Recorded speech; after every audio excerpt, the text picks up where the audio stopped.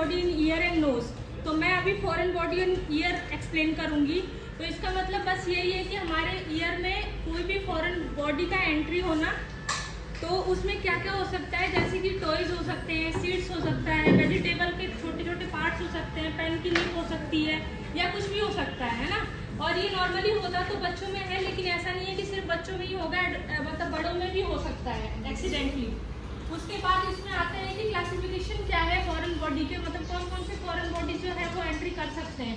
उसमें है एक है तो लिविंग ऑर्गेनिज्म, मतलब living things and non living things.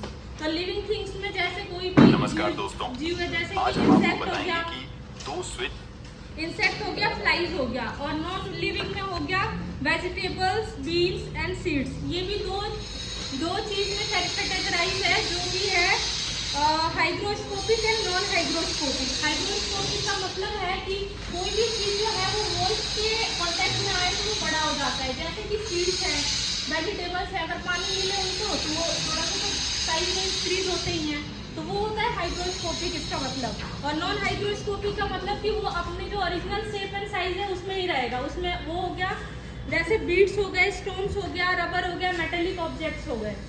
उसके बाद ये क्लिनिकल फीचर्स है। क्लिनिकल फीचर्स या साइन एंड सिम्टम बोल सकते हैं।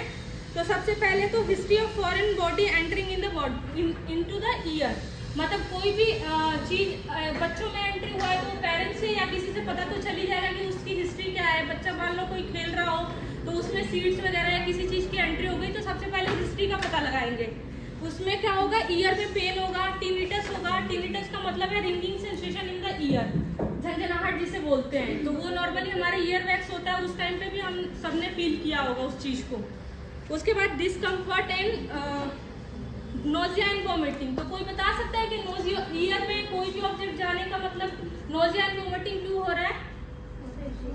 हाँ, इन्फेक्शन नहीं, इन्फेक्शन का हाँ इन्फेक्शन तो होगा, लेकिन नोजिया वोमिटिंग से कोई रिलेशन नहीं है इसका। इसका मतलब यही है कि सेंसेशन बैलेंसिंग भी है। हाँ, सेंसेशन जाता है हमारा जो मेडुला, ब्रेन का जो पार्ट है मेडुला, उसमें सीटीजेड सेंटर जो है वो वोमिटिंग को इंड्यूस करता है, तो वो सेंटर हमारा एक्टिवेट हो जाता है इसके वजह से। उसके बाद हियरिंग लॉस और erythema and swelling and fall smelling discharge. Next part दीजिए। इससे आगे आता है इसका मैनेजमेंट। मैनेजमेंट हम कैसे करेंगे? इंस्पेक्ट करेंगे तो पहले तो कंफर्म करेंगे फॉरेन बॉडी है कहाँ पे, कैनाल में है या इंटरनल है। अगर इंटरनल है तो उसको रेफर कर देंगे, ठीक है। और इसके टाइप्स होते हैं, फॉरेन बॉडी अगर है तो उसको कितने टाइप होते हैं, उसको फिर किस तरह से हम रिमूव करेंगे। एक आता है इसमें soft and irregular like a piece of paper, swab और पीस ऑफ स्पंज। इस टाइप के अगर कुछ आइटम्स होते हैं जो हमारे ईयर में जाते हैं, तो उनको हम फाइन एलिगेटर फोर्सेप्स होती है उससे पकड़ के उसको निकालते हैं।